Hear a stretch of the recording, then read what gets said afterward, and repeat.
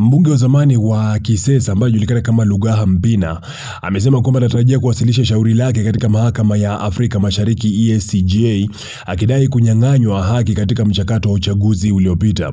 Mpina amesema kuwa hatua hiyo inalenga kutafuta haki ambayo kwa maoni yake ilikiukwa kutokana na mazingira yaliyogubikwa na ukiukwaji mkubwa wa haki za kibinadamu, vitisho na matumizi makubwa ya nguvu kutoka kwa vyombo vya dola wakati wa uchaguzi wa maandamano ya baada ya uchaguzi. Amesisitiza kuwa mauaji ya raia yaliyotokea siku ya uchaguzi haiwezi kufumbiwa macho na kwamba jumuiya ya kimataifa haiwezi kunyamazishwa kwa vitisho vinavyolenga kulinda maslahi ya watu wachache.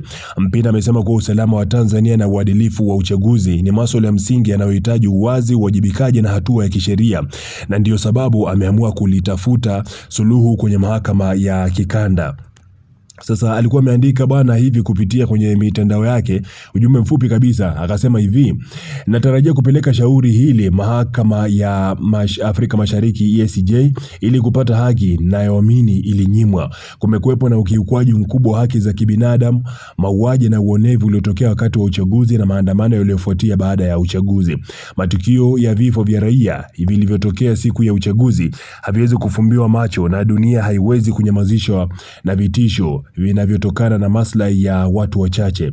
Sasa hapa mbunge huyo wa zamani wa Kisesa Lugaha Mpina amejitolea kabisa kwamba yeye atawasilisha shauri katika mahakama ya Afrika Mashariki, na kikubwa ambacho anakitaka ni kwamba haki ipatikane. Kwa mujibu wake anasema kwamba hii ni haki ambayo anahisi kwamba ilinyimwa kwa Watanzania, na anasema kwa ametaja pia swala zima la matukio ya vifo vya raia iliyotokea katika maandamano yaliyoshuhudia wakati wa uchaguzi na baada pia uchaguzi. Nazungumzia maandamano ya Mo 29 ama Oktoba 29. Upande wa Mpina amesema kwamba yeye amejitolea kuweza kuwasilisha kabisa shauri lake katika mahakama ya Afrika Mashariki ili kikubwa ambacho anakitaka ni kwamba uchaguzi labda urudiwe, lakini pia Watanzania waweze kupata haki yao. Sasa nikuulize kitu kimoja, baada ya ama kulingana na katiba ya Tanzania ambayo inaipa uhuru tume ya uchaguzi kuweza kutangaza mshindi wa urais, na pindi tu tume ya uhuru inapotangaza kwamba fulani ndio kashinda urais, basi inakuwa ndio hatua ya mwisho. Hamna yeyote ambaye atakuwa na uwezo wote kuweza kubadilisha matokeo hayo.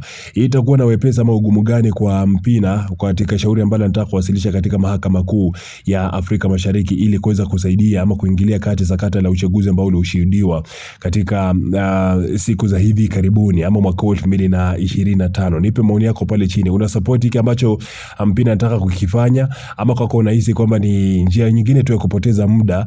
Kuna njia nyingine bora zaidi ya kufuatia, ama apotezee tu, mwisho wa siku uchaguzi ushafanyika na aliyechaguliwa kashachaguliwa na mambo mengine yaendelee? Nipe maoni yako pale chini kwenye uwanja wa comment.